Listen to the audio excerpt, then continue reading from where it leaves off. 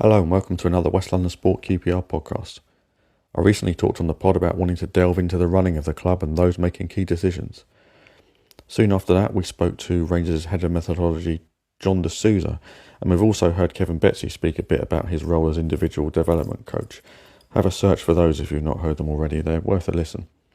There will be other insights, but of course an obvious person to have on is Chief Executive Christian Nourry. To those who've been telling us that, I hear you. Christian, in fairness, has been open to this for a long time. The hold-up has largely been down to me. In terms of times and logistics, these things aren't always easy to arrange. We recently, though, finally sat down to discuss QPR matters. But there's a catch. Now, usually discussing questions in advance of an interview like this is a no-no. For some time, though, we've been in discussions about what can and can't be asked, or more accurately, what can and can't be answered, on the subject of Marti Cifuentes being placed on gardening leave. And that's because for legal reasons there are restrictions on what can be said. After quite a bit of back and forth, it became clear that for legal reasons most of the places I wanted to go were no-go. I initially expected to push back on that, but frustratingly our legal advice did tally with QPR's. So the interview you'll hear will include me trying to worm my way onto the subject of Marti Cifuentes while staying just about onside, but won't include many of the questions I know you'd expect to be asked, and that I myself wanted to ask. Even asking Christian to explain in his own words the decision to put Cifuentes on gardening leave wasn't something he could respond to. There were other questions I wanted to ask. Given that I saw the move as an attempt to protect the club's ability to get compensation for Cifuentes, I wanted to ask how the club could have been compromised by him apparently wanting out, in terms of their ability to get that compensation. Surely a contract is a contract, and the compensation would have to be paid regardless. If the risk, or the perceived risk, was that the head coach's market value was being affected by reports of a bad situation at QPR, how did placing him on gardening leave, putting other clubs in no doubt that Rangers would have to cut ties with him and appoint another head coach, improve rather than potentially worsen the club's bargaining position? I anticipated being told that the club was simply reacting to a situation where their head coach could go at any time before the start of the new season, potentially affecting preparations for that season. To that I would have asked, it's the case that managers are sought by other clubs all the time. That's part of the game. So why aren't clubs putting managers on gardening leave left, right and centre in order to avoid this scenario? Should they be? Would Christian advocate that?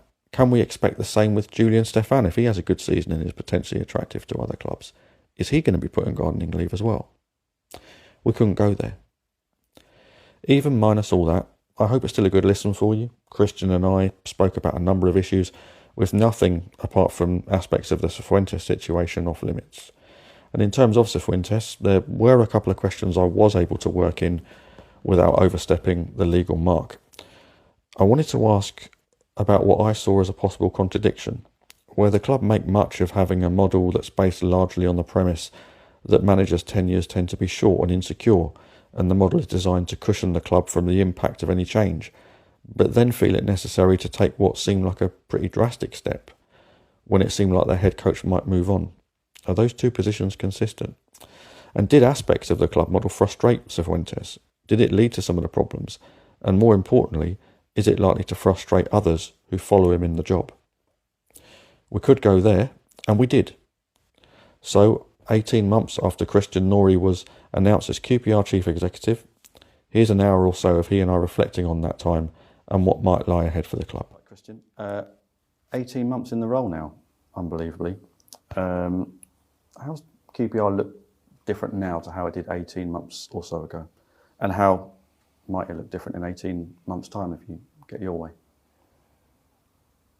Well, first of all, thanks for having me, Dave.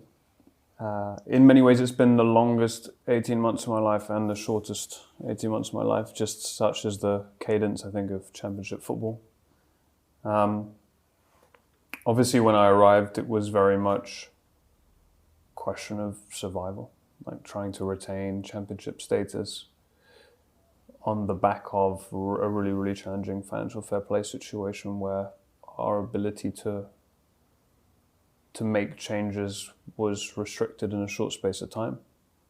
And I think the context of the season before was also a very difficult one for staff and players, I assume fans as well, but I haven't spoken to them as much about the 22-23 season as obviously everyone internally, where it's a quite extraordinary thing that season. You go from a place of thinking that not only could you get promoted, but potentially automatically, to then be in a situation as a group of staff and players where you're concerned about your future at the football club because you don't know if the team's going to remain in the division. And then the fear and disappointment that comes with a really difficult start in 23-24.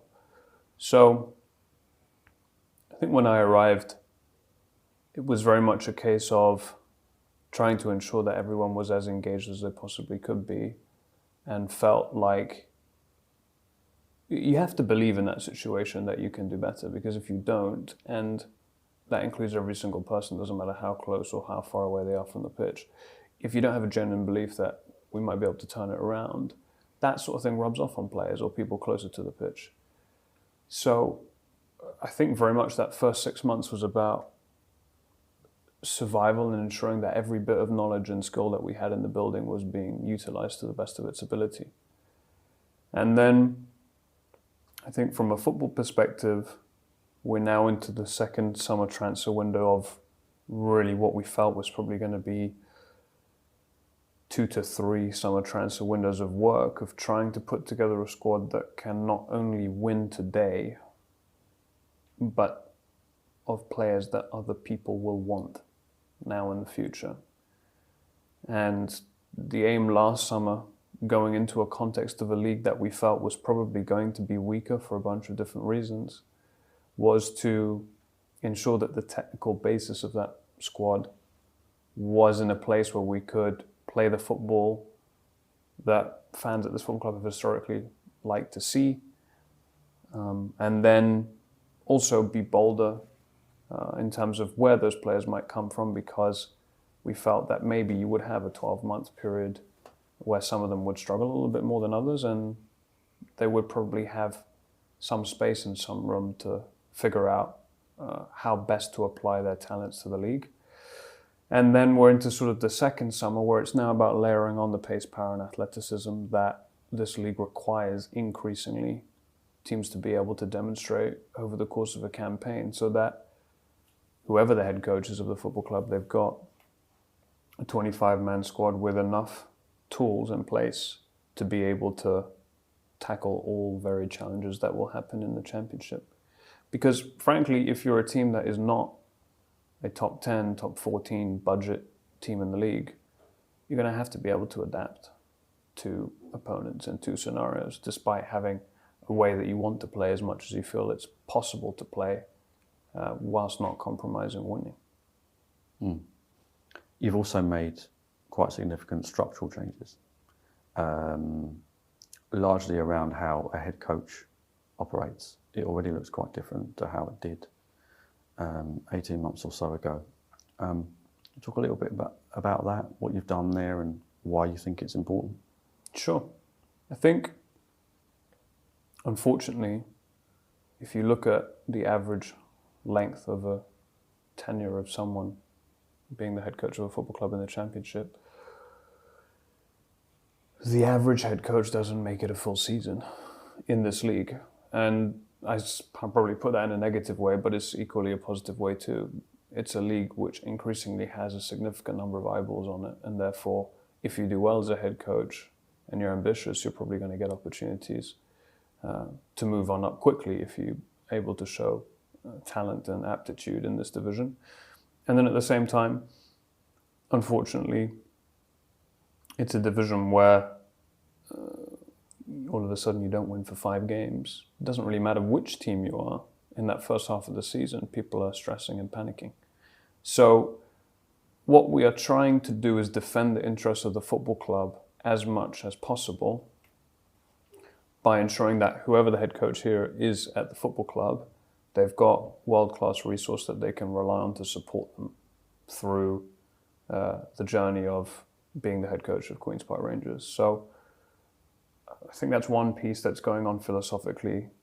How we've actually looked to implement that is, I very much believe that the future of this sport is hardworking, humble people, specialized in their area and respected for that, coming together with other specialists in other areas to solve football problems and make the best decisions. And I think you probably saw the first real step towards that last summer with a head of goalkeeping appointed in Andrew Sparks, who sets the philosophy and structure up and down the pyramid of our football teams on both the men's and women's side. Kevin Betsy coming in as an individual development coach, taking charge of those 3 sessions a week in our training week where players focus specifically on how to develop their strengths and weaknesses. And then obviously this summer, the arrival of Steve Bold to focus on our defensive coaching up and down the structure. I think we've been able to attract really, really strong talent because we are creating an environment where very, very specialized people are given a blank canvas on which they can paint. And I think that should be super exciting for the football club. And I know Julien, for example, has been really, really excited about the possibility of working with Kev and Steve, particularly because he's known those names before and feels that then from match day to match day, they can bring him a wealth of English football experience to help him win as many points as possible. Let's come back to that particular point in a second. But first of all, you know that upon your appointment, a talking point was your age. Sure. And this is, 2 generations after QPR had a 24-year-old chairman, by the way. But let's talk about it. How does a 27-year-old end up as the chief executive and de facto director of football of a troubled championship club that faces a lot of challenges? What's been the path to that role? I think I've just been very fortunate in the sense that I followed what I was interested in at a really early age and was able to build experience in those areas. Basically my first venture was this European football news in English media organization that I started with a couple of people one summer because I was passionate about it. And then a year later, I was writing for The Guardian on European football. And I hadn't really valued probably that early part in the career much, but it really came to a head when one of the first people I ever interviewed as a sort of journalist was Mikhail Beck, I think 2014, if not 2013. And obviously on deadline day in the January transfer window, in my first January transfer window, we had to try to do this extraordinary deal for Lucas Anderson where basically we could only, because of our FFP challenges, sign him on a free transfer, and that could only be possible if Aalborg released him in time on the last day of our window so that we could sign him. And the player's agent ends up being Mikhail Beck. And so we're both having this very frantic last day of the deadline. And at a certain point, we've got a couple of minutes left. And we finally get all the paperwork sorted and everything else. And he said, because a couple of players made significant sacrifices in that January window financially because of our FFP situation to come and join. And we look back at those text messages, and it's just funny, right? Like, football's a really small world, and being fortunate enough to be in a situation where you can build relationships over a period of time means that they can help you in ways that you don't envisage or expect them going forward.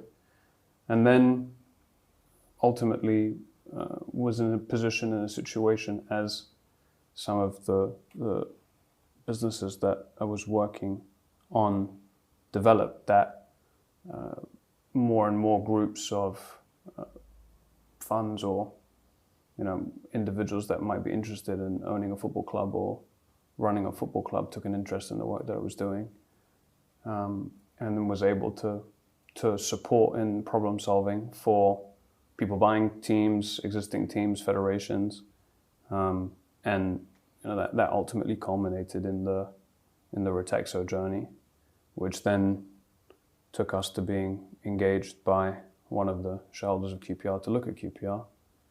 Did a piece of work for the club and sort of submitted it and didn't think much of it. And then a few months later, got a call asking if I'd be interested in running the organization, which was very humbling. And I think the real driving force in my decision to say let's go for it was, if I look at the top 3 leagues of English football, I think probably Portsmouth as well is probably in this category. But I looked at where teams were and where they could be because of location and infrastructure and everything else. I felt that there was an enormous opportunity to try to support this ownership group in their refactored vision for how they wanted their football club to look like. And yeah, I guess that's the story. I mean, you mentioned Retexo. Was there any experience there in terms of the actual intricacies of a football club in terms of 100%. I mean, we were essentially engaged when either to help new ownership groups change the structures of teams and put them in a place where they can win as much as possible, or achieve whatever ambition they had, right? So some people wanted to have a sustainable player trading model. Some people wanted to win as quickly as possible. Some people were really focused on their women's team. And so, being able to have so many of those experiences trying to achieve ambitions or support other ownership groups achieve their ambitions in many different countries was a real valuable experience. You could be in the morning trying to solve a problem for the Mexican FA, and in the afternoon helping on a club acquisition of a team in France. So it was incredibly varied, and ultimately, we were fortunate enough to be in the right place at the right time, where I think in COVID, more clubs changed hands in Europe's top 10 leagues than they had in the previous 10 years combined. So there was a lot of activity. You were able to see a lot of differentiation, what was working in what context and what wasn't working in other contexts, and then tried to support more and more teams as we went. I think that's also a really, really important piece. There is no off the shelf solution to how to try and, in complete humility, to run the football club in the best way possible, or any football club. It's always deeply ingrained in whatever context the club is in. What are its inherent strengths and weaknesses, and how can you elevate those strengths to try to get ahead and work on minimizing the weaknesses that the team might have. So you referred to the piece of work that you did on behalf of QPR. What were the kind of conclusions of that? What did you end up saying to the ownership that they needed to do, or perhaps weren't doing? What was the... I mean, obviously there are a number of bits and pieces on both the football and non-football side, but the main thing was, in an era when the average age of squads was getting younger and younger, because teams had realized that the teams in Europe's top 5 leagues were signing players that were younger and younger, QPR had not probably followed the same football strategy since really the sale of Eze. The average age of the squad had been slowly getting older and older, to the point that in 23, 24, I think it had an average age of over 28. I think only Rotherham was older than the QPR squad. And you need the right level of experience and young prospects for any team to succeed at any level. So it's not a question of having experience being an issue. But if you don't want to lose 20 to 25 million pounds every year, there are only 2 things that you can really change to ensure that that's no longer a reality going forward. Either you need to sell players frequently, not once every half decade in the context of a Eze, for example, or you need to find fairly transformative solutions on the commercial side.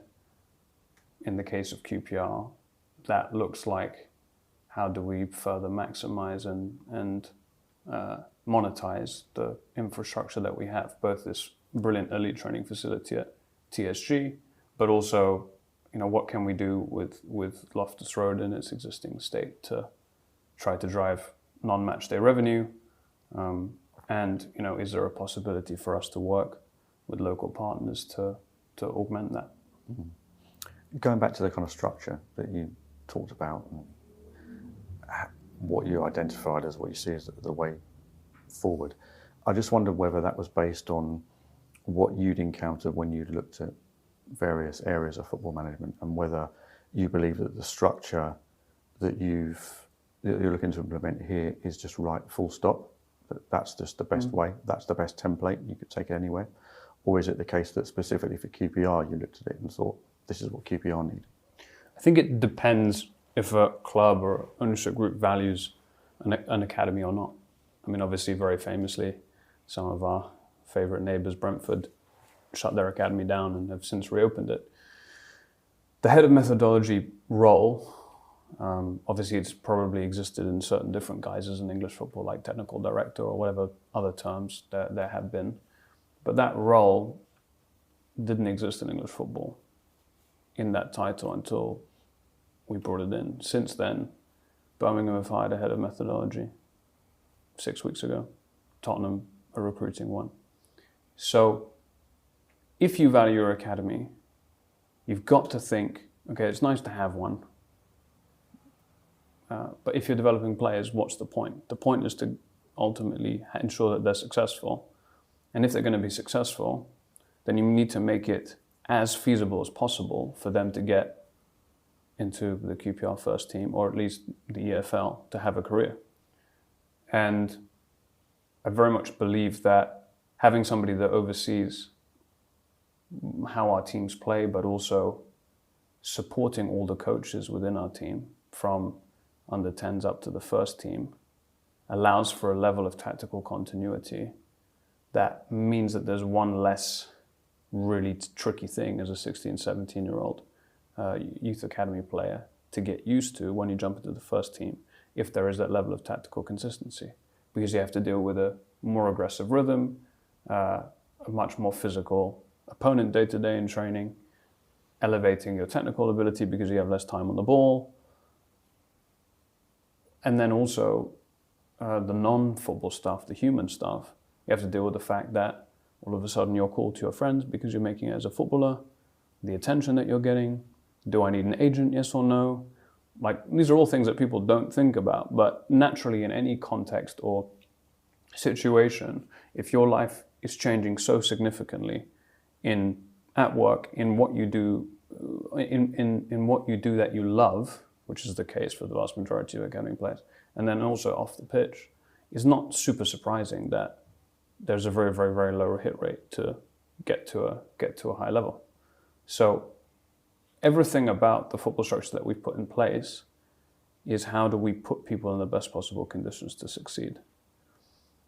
And then I think, one of the other things that's changed significantly is obviously we've invested more in sports science and performance. We've done that because last season we had, from a playing budget perspective, the third lowest wage bill in the league. That's just a reality of kind of where we are from an economic standpoint. That means that we're never going to have, like Burnley this season, 38 players who could in theory play in the context of their first team. And with less assets means, or playing assets means, you need to do the best you possibly can to keep those available and fit. Because when QPR is missing 2 strikers, it hits them harder necessarily than teams would with bigger budgets.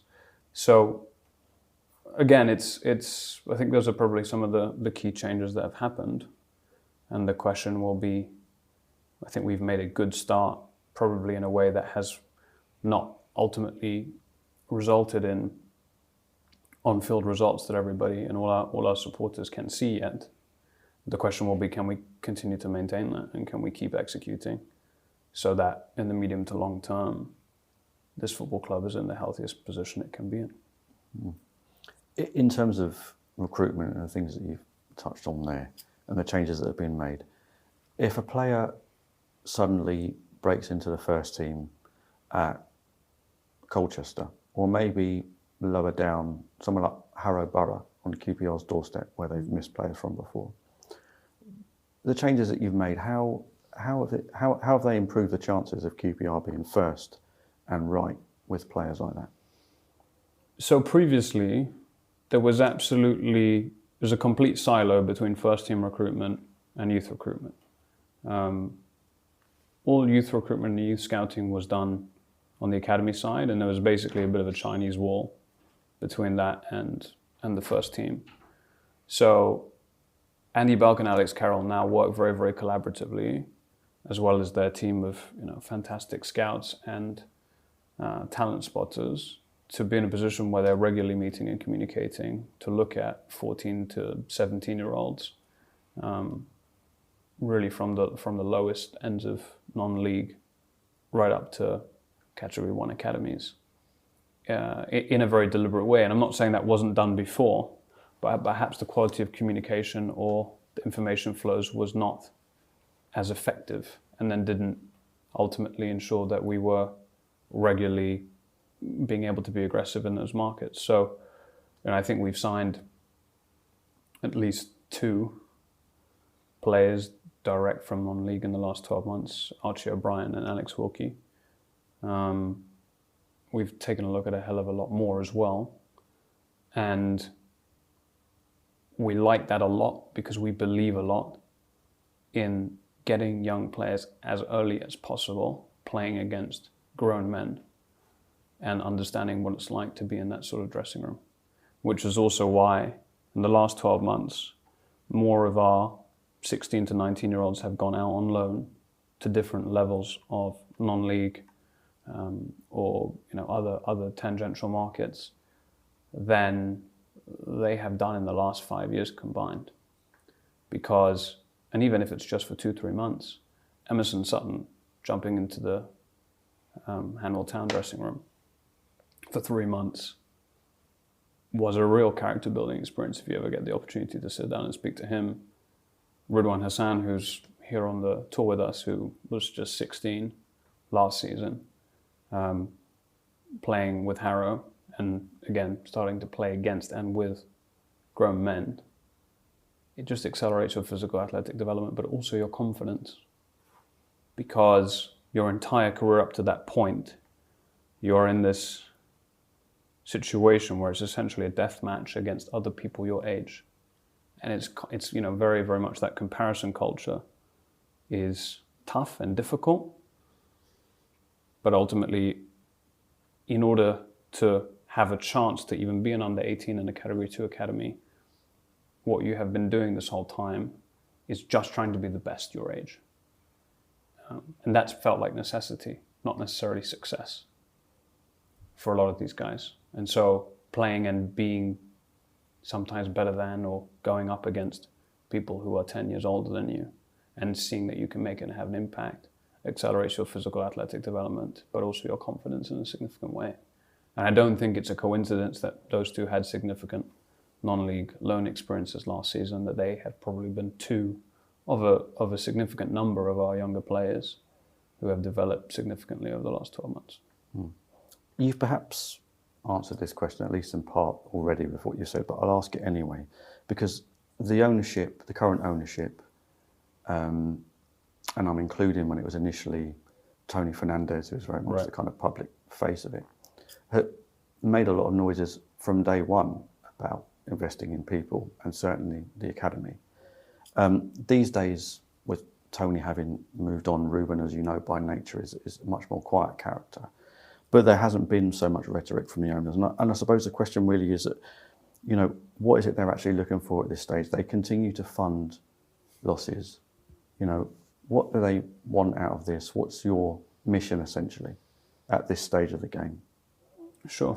I think, ultimately it's a question that I'm sure they'll answer when they have the opportunity to, and I'd be remiss to answer on their behalf, like what their aims are for this club. But certainly, what I have been made clear is our mission, which is to try to achieve in the medium to long term that this football club can be as sustainable as possible in a championship environment. Mm-hmm. So that means that, and that obviously is financial, but it doesn't just stick at financial. It's also a reality of are our practices in place, like the game model concept, like how we look to recruit players? Can all of these processes in place stand the test of time and exist when people come and go from the business? Because naturally in football, it's an industry where there just is a very significant amount of churn, not only on the playing side, but also on the staff side. So this ownership group has a really, really deep love for the football club. And they wanted to have the most success that a football club could have in the medium to long term, on the pitch and off the pitch. But the challenge now, or has been for the last 18 months, can we put together a structure that can stand the test of time and allow us season by season to humbly take steps towards being what would be considered to be a well-run championship club relative to budget? That budget is only going to increase through player sales. It's just the reality of PNS and potentially SCR next season. And making brave decisions now to prioritize the development of younger players so that in 2, 3, 4, 5 years' time, the football club can be in a position where it can push on. So all in all, looking back over the last 18 months, what would you say has gone particularly well from your point of view? I think it's a difficult question for me to answer, honestly, because ultimately it's up to the people in the building that are living it every single day, whether they think the conditions that they're in are easier, or not easier, but better, that they feel like they've got more responsibility, that they feel more engaged, that they feel excited about coming to work every day. And ultimately, everything that we're trying to do is to reward the people who follow this club home and away on a regular basis in the medium to long term with a team they can be proud of on the pitch and with a club that supports and reaches into the community that makes them proud. And so, you can point to some anecdotal things that suggest we're going in that direction. We beat the record for player appearances in the community last season that the club had. We have recruited not only players that we believe can be successful in the championship, but human beings that care genuinely about the community around them. And that's why we've had such great engagement from players on that side. The football club has started to bring the average age down of the squad. That is, one, necessary because of the athletic and physical demands that this league has on teams. But two, is putting the club in a situation, like I said, where we are already seeing that 3 or 4 of our players who established themselves last season are attracting significant interest from other clubs in Europe and at home. I think the bringing of the women's team from the trust into the club and integrating that fully into the football club is an opportunity for a different portion of QPR families potentially to feel really engaged and energized by the football club if they don't necessarily feel that on the men's side. And I've enjoyed seeing that very, very slowly grow and grow and grow over the last 12 months with, I think, the second highest attendance for a women's game ever at Loftus Road against Norwich last season. And a team that we're building this summer on the women's side that we believe is going to be in a position to be very, very competitive to try to earn promotion to Tier 3 and grow that fan base and see dads who are season ticket holders at Loftus Road for the men's side, and maybe they're taking one kid or another kid to the men's games and then taking the other kid on the other day in the weekend to the women's game. Seeing those small increments and bits and pieces is satisfying in the sense that it's like people are responding to what we're trying to do. And I think it's long overdue that the football club gave resources to the women's team as well. It's the average age of our under 21s last season being 17.3, down from high 21s the season before. which in the league probably hurt us, right? We didn't have a good league season in the under-21s. But we've created a culture now where we are looking to find that right balance at that age between developing people and then winning things.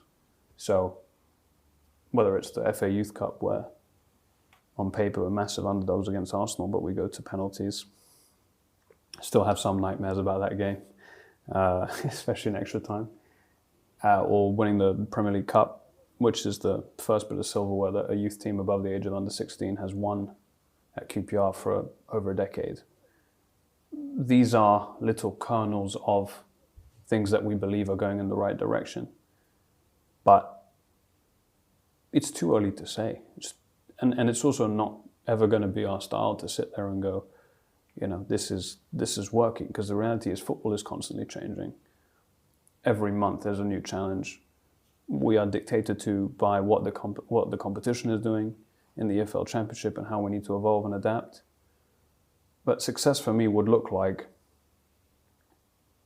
structures that we've put in place, lasting and achieving the results that ultimately our owners want and our fans want to see. The academy is important to our ownership group because they're passionate about youth development. But the fans of this football club love it too. I think Emerson Sutton came on against Swansea, and within 8-9 seconds, he had his own song. There are things that are special about this football club that don't exist in other contexts, and trust me, that's not lip service. I've been at like 80, 90, 100 football clubs in my last role, and trying to make sure that we put at the heart of what we're doing things that we know the fans care about as well. Mm. You mentioned the fans. There are certain things that they will quite rightly expect me to ask you now that I've got you. And I'm going to, so let's rattle through it. We go back to the model that we've talked about, and it's said that the basis of that model is the fact that head coaches can change, pretty often. And it's, as I understand it, to minimise the impact of the club when that happens. And you kind of alluded to things that happened before you came in. And I felt at the time, personally, Christian, that I perhaps underestimated the impact on the club of Mick Beale going in the way that he did. My sort of take at the time was, players just, they get on with it. As long as they're playing and they're getting paid, maybe people outside can overestimate how important all that kind of stuff is. And I think it did have an impact. I think, it affected the club quite badly. And so I can see the logic that you would want to minimise that kind of impact upon the club. But the club has made, much of the fact that the model is set up partly to absorb, that impact, given that the tenure of a head coach is notoriously short and insecure. But I just wondered if you can have it both ways, Christian. Can you kind of champion that model, on that basis, that managers change with that frequency, and then argue that you potentially have to place a manager on gardening leave because there's a possibility that he may be looking to move elsewhere? Is there not a contradiction there? I think it's a fair question. The reality, like every business dynamic, is you're trying to find the right balance. Our objectives are a football club. The most important objective is to win on a Saturday, but it's not our only objective. We want the head coach who's single-mindedly focused on, with everything that I have at my disposal, how can I win as many points as possible in this championship season?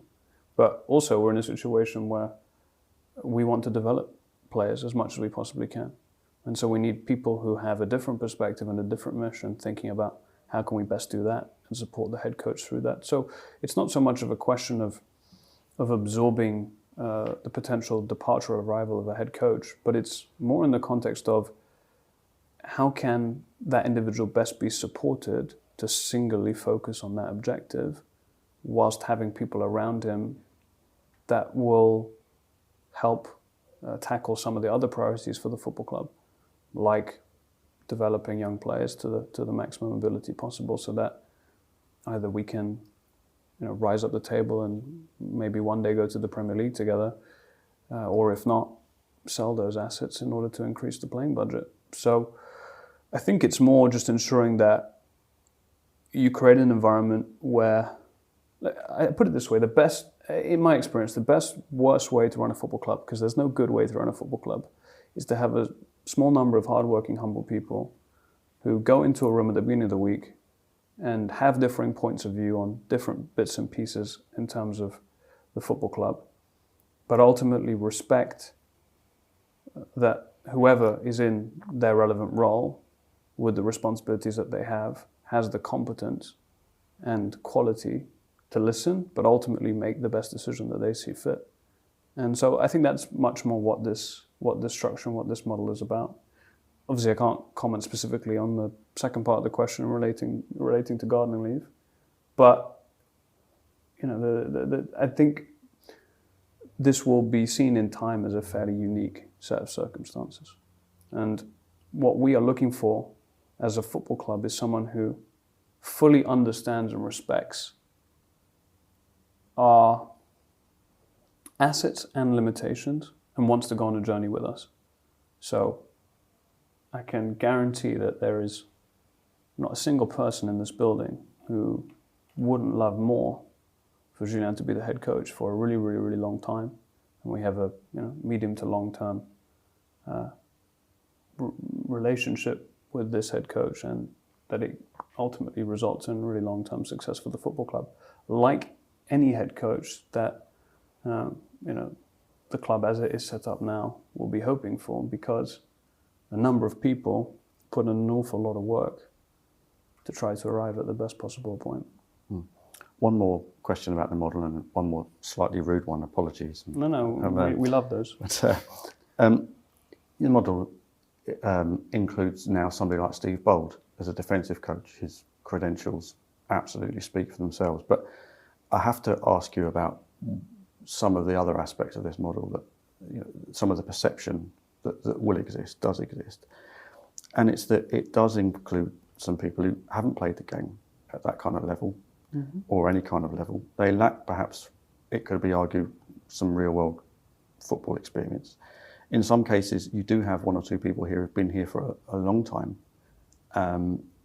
perhaps during a period where recruitment and so on has been questionable.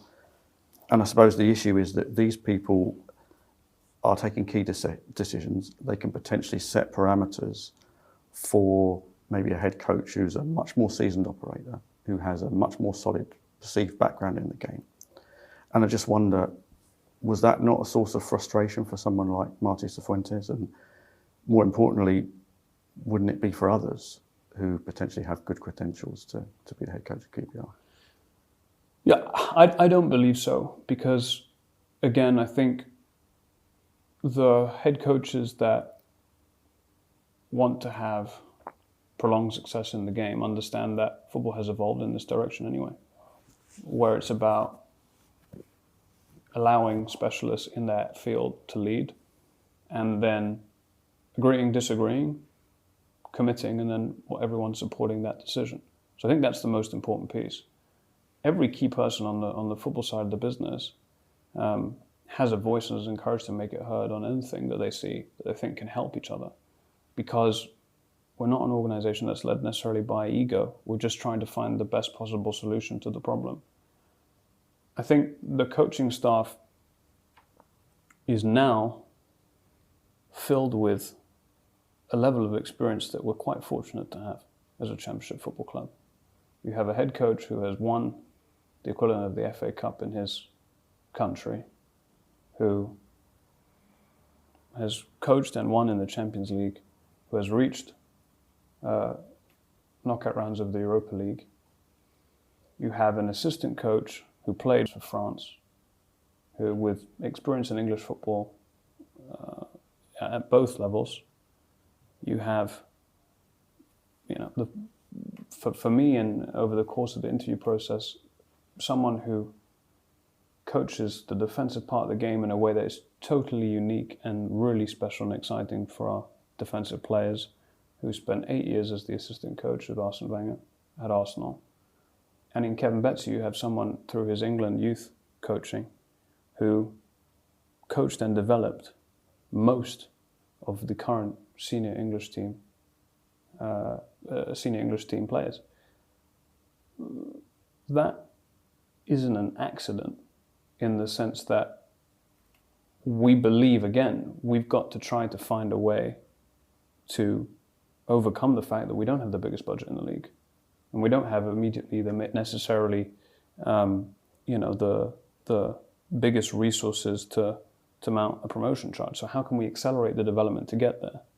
And I think diversity of experience is a good thing, not a bad thing.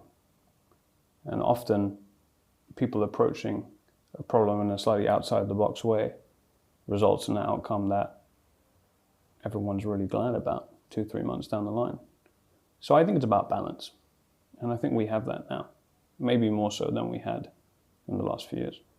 Let's talk about transfers. That's another department that you head up at the moment. When you're looking to potentially make a signing and you want to get certain information about a player that you may be keen on, maybe say their contract situation, how do you get that information? Are you looking at club websites? Are you looking at press reports? Is that how you find out that information? I think it's probably a combination of a lot of things. I mean, for us, really, there are two pre-markets ahead of our market. The first is there is a list of players that the club has followed and monitored for months, if not years. And that is constantly monitoring whether those performances are consistently maintaining or improving, and preparing for months ahead of the window to try to go and get those players. Then the second reality is that we as a football club are looking for market opportunities to get the best possible player that we can get, because there's some situation or circumstance in the market that makes that possible.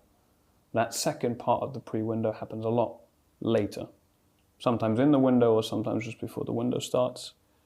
So where we're very clear on which players we're looking at, and we're looking at them because of that data, because of what we've seen in video scouting, because of what we've seen in live scouting, because of what we know about their personality, we are contacting the agent to inform them that we're interested. Right? It's not necessarily about how long is your contract today. In the second type of transfer window activity, it's a combination of relationships that we have been building with some of the bigger clubs around Europe and in England. And I think probably without going into detail, people, if they just follow the money and see the deal flow and which clubs we've been loaning players from or buying players from in the last 2 years, they probably look a bit different to, again, the previous 4 or 5 years. And building relationships with them, understanding who might be available, and seeing if we can work on those opportunities, whether they're loans or permanent deals. And then, of course, you have the agent trickle, who will call saying, my client would be interested in coming to your football club. And sometimes you will have liked that player, but you will have assumed, because of your understanding of the club's wage structure or necessarily previous demands or who the agent is, you would assume ultimately might be financially out of reach, but becomes a player that you could potentially sign. So you're not reliant on club websites and press reports for information about players' contracts? I mean, certainly it helps. Because what I'm getting at, and I think you know what I'm getting at, is that you're not reliant on them. You do, as you said, you deal with agents. Every club can come by that information. They all do. So the question which is coming, which is, given that that's the case, what's the gain from being so secretive about contract lengths at QPR? I didn't actually say that. I don't look at club websites. As we ultimately are gathering information, or as much information about us, of course, we're looking publicly to see what the contract looks like and whether we can go and get that player. But you do know that information can be gained anyway, and is gained by clubs through agents, etc., all the time. So again, but sorry to interrupt. But that argument assumes that all agents are against QPR. Mm-hmm. You've said that before. What do you mean when you say that? Well, put yourself in the shoes of an agent. Mm-hmm. Say you've got a player at QPR that is quite promising and has had interest from a number of other clubs, and that you brought that player there 12 months ago on a smaller fee. If you are ultimately leaving QPR for a top 5 league team, which we hope is something that will happen in the coming years for some of the players, where ultimately Potentially their qualities or their situation means that they have outgrown our reality today, then it's in your interest for your client to go for the biggest fee possible. Because if the client goes for the biggest fee possible, you can negotiate the biggest contract possible. And so this assumption that agents are willy-nilly informing clubs about how long the contracts of our players are, of course there'll be some, but it's certainly not the case that it'll be all. And oftentimes that lack of information being out in the market helps the agent, it doesn't hurt him. Okay, but even if you don't make that information available, somebody comes to you and wants to sign some of your players, and and they actually don't know, because of the mechanism that you put in, they don't know how long that player has left in his contract. They're just going to ask you. Are you not going to tell them? No, people just make offers. So, on the rare occasion that a club will call me and saying, how long has this boy got left? Mm-hmm. My answer is always the same. We'll keep you on. We're happy to listen to whatever you have to propose, and you can propose it. We go from there. Okay. And would you be happy if you approached a club and asked them how long a player had left on their contract and they essentially refused? I would respect that that's their right, because there's a contract between the club, the company, and the player. Okay. But is it really feasible that a club would spend money on a player and do business with a club without knowing via that club and their agent how long was left on that player's contract when they agreed to? I don't think, and again, I think maybe it's a public perception thing, but I don't think that is as relevant as you think. Mm-hmm. What is a club looking for? It's looking for the best possible player it can afford. No, but it's looking to buy a player at its market value, and its market value is affected by how long they have remaining on their contract, which is why you don't want that information in the public domain. Yeah, its market value then ultimately ends up being based on what the football club asks for the player. And okay, but the point is there, it is relevant. But the point is, Club A contacts us. Yeah. Says, I want this player, what's the price? They have that price. Mm-hmm. Then they can decide on their short list of other players whether or not they actually want to sign that player. Mm-hmm. But isn't it part and parcel of football that the contract length is linked to a player's market value? And does it not at your end when you're looking to sign a player? I think that's. Are you not going to be influenced by whether a player has 1 year or 4 years left on his contract? I think that's a fair assumption. Mm. Like, it's a fair assumption that the market value in 60, 70% of the market impacts it in that way. Mm. We think that by that information not being out there, we maximize our capacity to maximize our market value, which is the whole point of the exercise. Okay. So you still argue that it does work? So far, it has helped this football club. Okay. Well, let me ask you then, so far, have there been cases where you could point to where it has helped? Yeah, but it's obviously not appropriate for me to discuss them. I think you just need to look at the players we've sold. Yeah, well, I thought I'd ask, if you don't shoot, you don't score. So, no, for sure. Don't hate the player, hate the game. Absolutely, yeah. The question that always occurs to me when we talk about this contract length and the situation, whether you release a contract length or not, is release clauses. Now, these are never, as far as I'm aware, I can't think of many or any, that have been placed in the public domain, but they're triggered all the time. So how does it happen that release clauses are triggered all the time when information about that is never put in the public domain? Well, what you're saying about contracts is there's certain markets in the world where you have to publish the release clause. So Spain, for example, every contract has a release clause, and that's just a Spanish employment law thing. So that's lodged with the league. So all of those are public. I would say that if you look at the top 3 divisions in English football, I would say that based on all of the players that we look at and all of the work that we've done today, maybe somewhere between 10 to 15% of the market has a release clause in their contract, not more. So this release clause element, I don't really follow the question. And I think, if anything, where release clauses exist in the contract, more often than not, they do become public. Yeah, because let me give the philosophy on release clause, at least how we see it as a football club. If you as an agent are bringing your player here to this football club, but in order for him to sign, you're insisting that he has a release clause, you're basically saying to us that you do not trust us to work with you in the event that your player does well, to allow for him to go if there's a good offer that the club thinks is a fair and reasonable market value.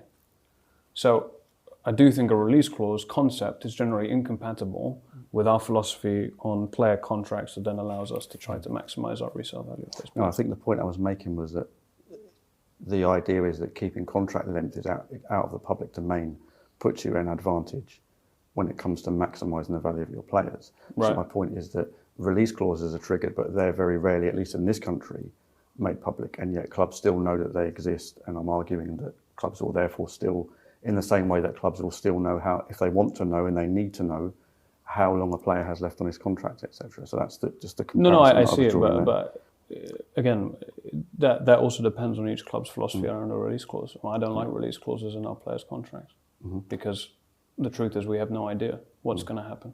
So a release clause caps your potential for future resale when the vast majority of playing contracts don't have them in them. Okay. I'll move on to talking about Ben Williams, which is another issue that people will expect me to talk about, and I'm sure you expect me to ask you about. Was it a coincidence that the injury situation at the club improved after his appointment and then completely disintegrated again when he wasn't based at the club last season? I mean, I probably wouldn't use the same verbiage to describe the situation, but I guess the answer to that is we'll see, won't we? Look, I think my understanding from the guys as much has been made publicly of the Ben Williams situation. It seems to me a little bit disconnected to, or maybe there's still a misunderstanding what his role actually is. Ben is not a fitness coach. Our fitness coaches have been the same in those 2 seasons.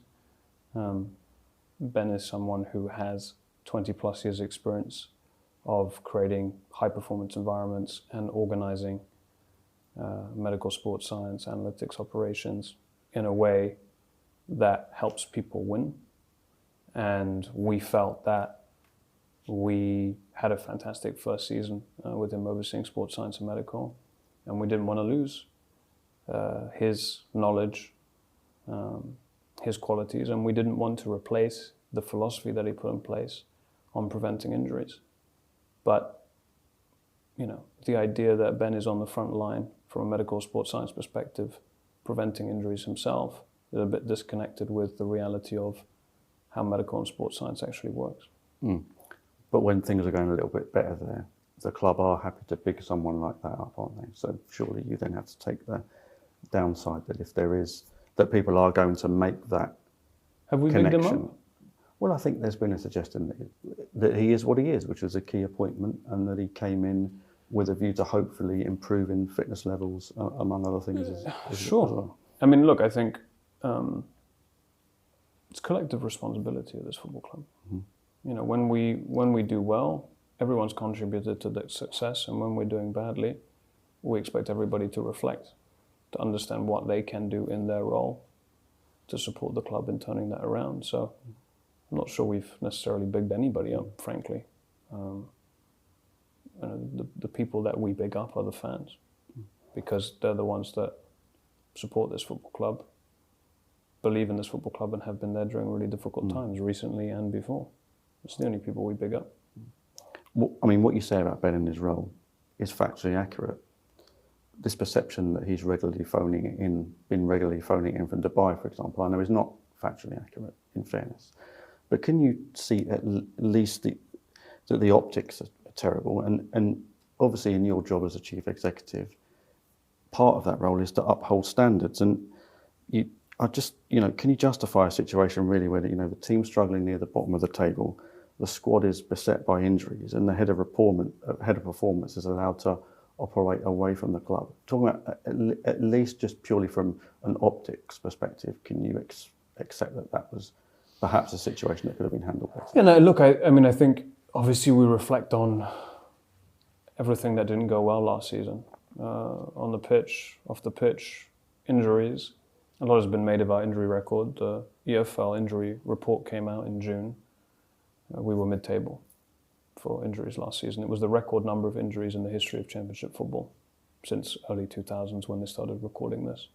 So I think the injury crisis, quote unquote, was felt more heavily because unfortunately we as a club failed to effectively rotate players through 3-game weeks. And that therefore meant that we were regularly having situations where, say, your left back or your striker got injured, and then the second or third striker or left back got injured shortly thereafter because they'd had very little match minutes in the 6 weeks prior to the injury of the person who had been playing over that period of time. We managed that better in 23-24 than we did in 24-25, and it was also a crucial element that we were looking at when we were in a situation where we had to make a change on the head coach side. We made some mistakes in the pure medical area, for sure.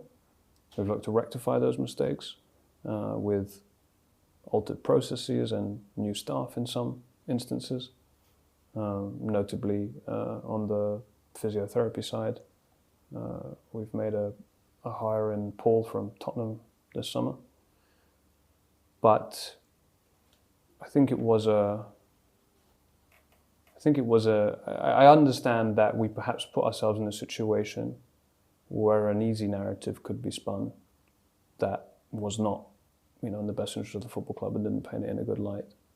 And ultimately that's, all of our responsibility to ensure that that doesn't happen. I will say that the playing group retains really strong confidence in these guys to make them as physically fit and strong as possible. And everyone's really excited to jump into 25-26. A couple of other matters.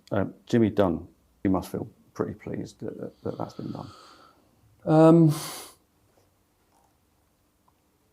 I think there are many reasons why we had long periods of poor form last season. And I think obviously internally you always have a better sense of why that is than externally. And it's important that stays in-house because we try as much as possible to solve the issues internally and work forward. I think Jimmy Dunn has fallen in love with, again, the only people we big up, which is the supporters. But more than that, there is a core portion of the squad with significant championship experience in Jimmy Dunn and Jake Clark-Salter and Sam Field and Elias Chair, who all committed their futures to the football club in the last 12 months because they see the structural changes that we are making and believe in them and believe that ultimately those changes are giving them every year more and more and more of a chance of taking this club high up the table and achieving the ultimate goal to go to the Premier League. So we had a lot of conversations with Jimmy over an extended period of time. The Sheffield United interest obviously was public, and it wasn't in the best interest of the football club at that time to accept that proposal, given the value of the player to us, and ultimately the situation that we faced. But I think, following the events that have played out over the course of the summer, Jimmy just felt that, with many of the significant decisions and changes we're making, it's one step forward, one step forward, one step forward in his eyes. And he felt that ultimately the key years of his career should be here, which is obviously great. And very, very excited to see more set-piece goals from Jimmy Dunn this season, hopefully. I want to end by talking about the development squad, which is something that I know you're quite proud of. But a couple of things quickly before that. What's the club's current position and perhaps medium-term position with regard to P&S and aka FFP? Sure. The club is is significantly under its P&S margin that it has this year and next year. We've made structural changes in the last 18 months to ensure that we are most efficiently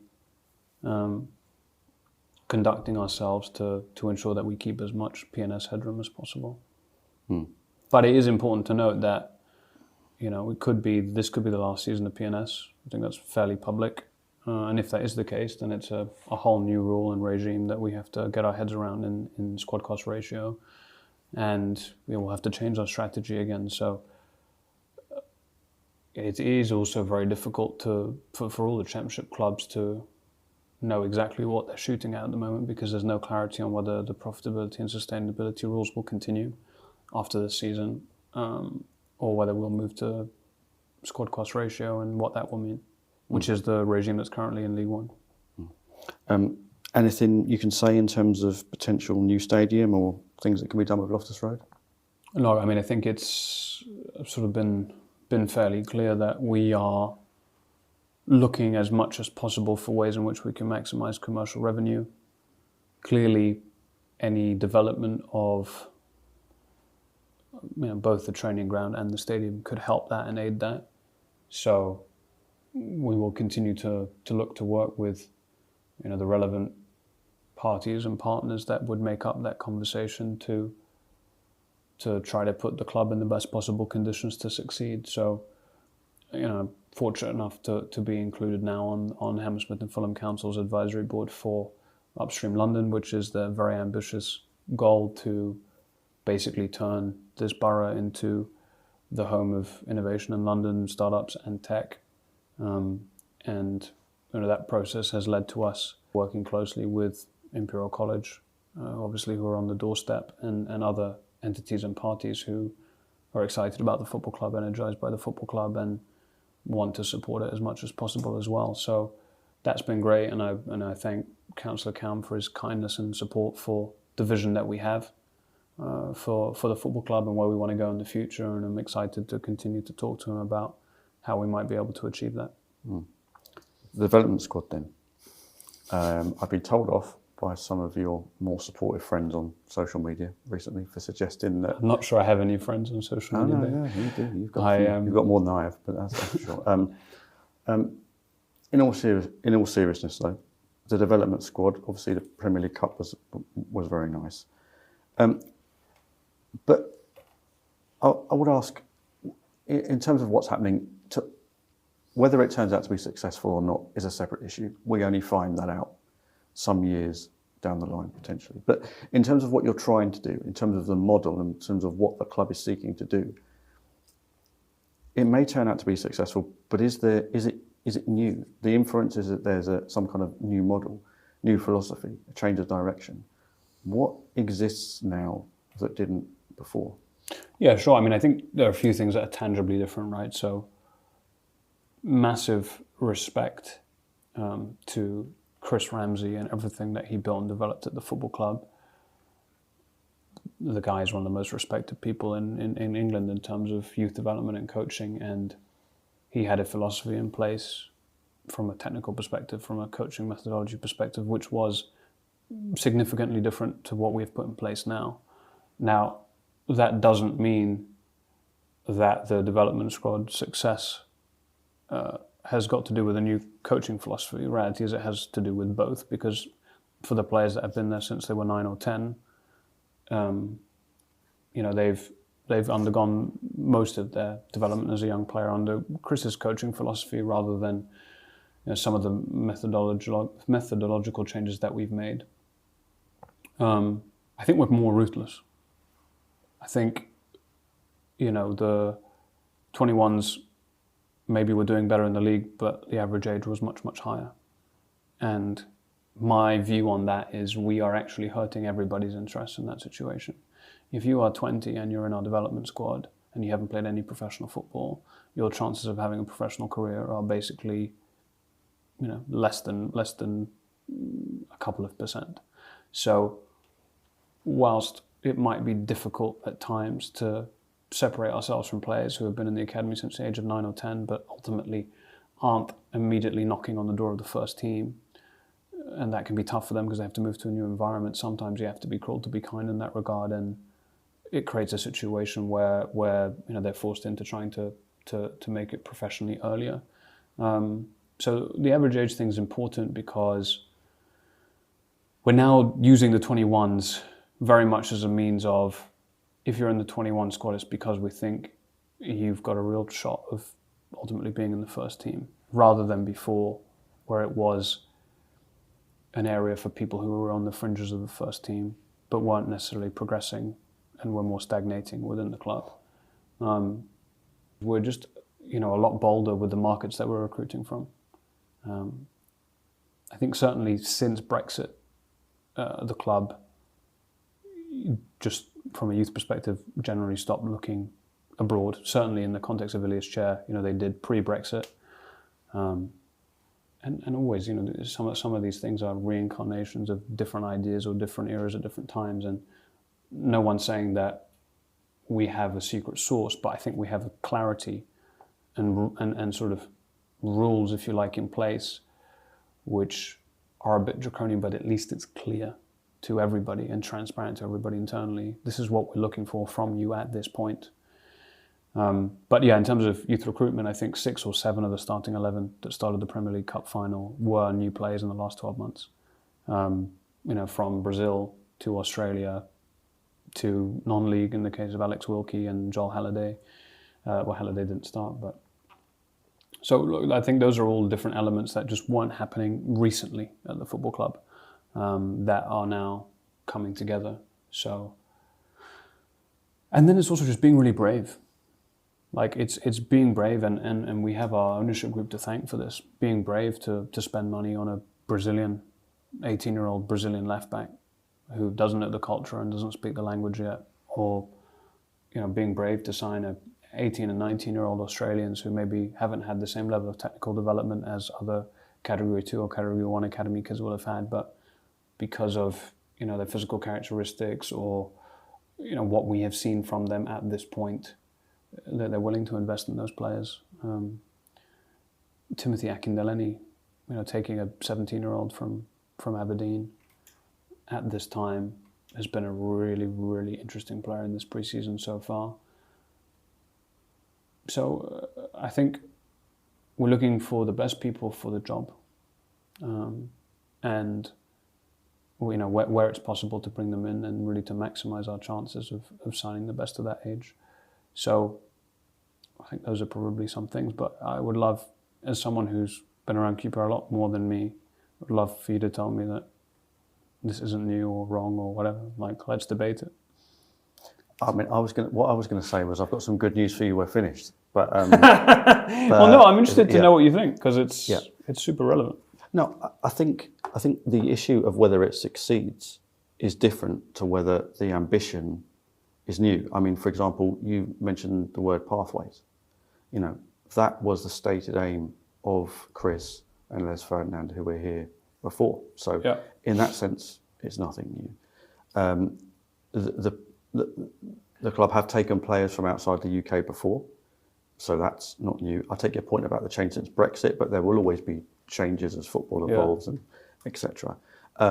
Having younger players in the development squad isn't new. If you actually go back a decade or so more, the club were again in a position where there were guys in the academy. They got to a cup final or equivalent, if I remember rightly. That's right. And there were guys, one of them is in actual fact just joined Thomas Frank at Tottenham from Brentford, Justin Cochran.